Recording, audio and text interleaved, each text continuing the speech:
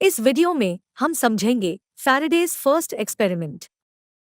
Faraday's का first law electromagnetic induction के base पर है, जिसे फैराडेज का लॉ और इलेक्ट्रोमैग्नेटिक इंडक्शन का लॉ भी कहा जाता है। ये लॉ वायर में इलेक्ट्रिक फ्लक्स और वोल्टेज के बीच के रिलेशनशिप को बताता है। ये लॉ इलेक्ट्रोमैग्नेटिक इंडक्शन के फंडामेंटल प्रिंसिपल्स में से एक है और इसका नाम ब्रिटिश साइंटिस्ट माइकल फैराडे के नाम पर रखा गया, जिन्होंने इसे 19वीं सेंचुरी में फॉर्मुलेट किया। फैराडेज फर्स्ट लॉ को हम ऐसे डिफाइन कर सकते हैं: the electromotive force induced in a closed loop of wire is equal to the negative rate of change of magnetic flux through the loop. आइए इसे डिटेल में समझते हैं।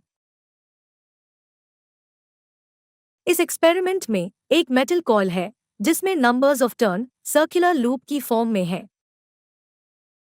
इस कॉइल को कॉपर वायर के थ्रू एमीटर से कनेक्ट किया गया है। एमीटर वो डिवाइस होता है जिससे हम करंट मेजर करते हैं। इस कॉइल के पास एक बार मैग्नेट को रखा गया है। इस बार मैग्नेट से मैग्नेटिक फील्ड लाइंस प्रोड्यूस होती है। ये magnetic field lines circular loop की फॉर्म में होती है और नॉर्थ पोल से साउथ पोल की तरफ मूव करती है। जब ये बार मैग्नेट रेस्ट पर होता है, तब एमीटर में कोई डिफ्लेक्शन शो नहीं होता। जब इस बार मैग्नेट को मूव किया जाता है, तो हमें एमीटर में डिफ्लेक्शन शो होता है। क्योंकि मेटल कॉइल में फ्री इलेक्ट्रॉन्स होते हैं और ये इलेक्ट्रॉन्स मैग्नेटिक फील्ड के इन्फ्लुएंस में मूव करते हैं, और इलेक्ट्रॉन्स मूव करने की वजह से सर्किट में करंट डेवलप होता है। जब हम इस बार मैग्नेट को फॉरवर्ड डायरेक्शन में मूव करते हैं, तो एमीटर में पर्टिकुलर डायरेक्शन में डिफ्लेक्शन होता है,